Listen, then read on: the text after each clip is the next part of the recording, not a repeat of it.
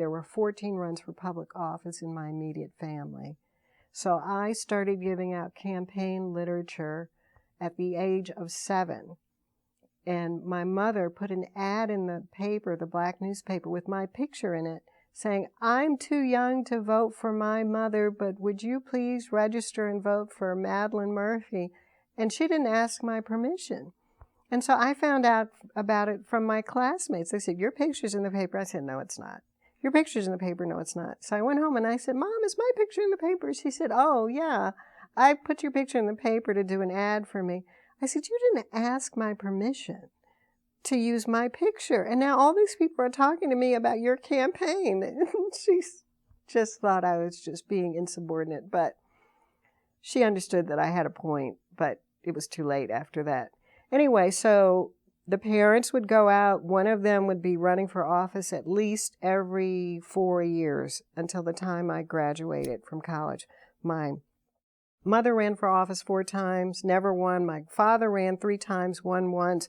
My brother ran 3 times, won once. My middle brother ran twice, didn't win.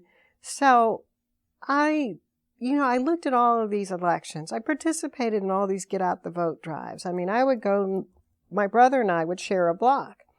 And so this is a brother 3 years older than I am, and we would spot each other. And so I'd knock on a door and say, "Are you registered to vote?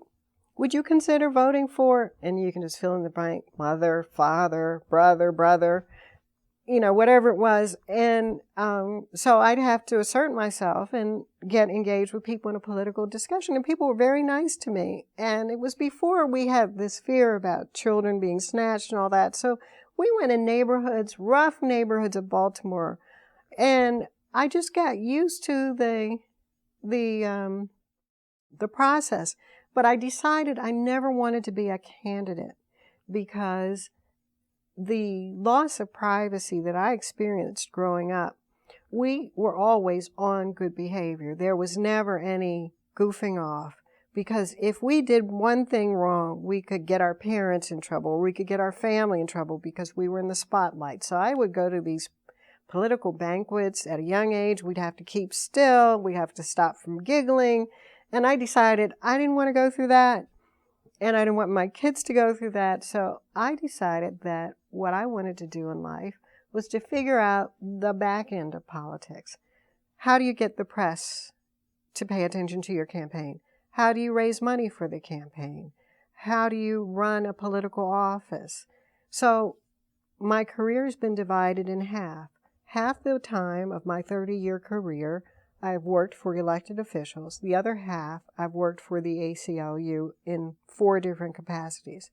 So I love politics, but I love the management side of politics. I don't like the way politics has made so many candidates' lives and so many of their families' lives miserable.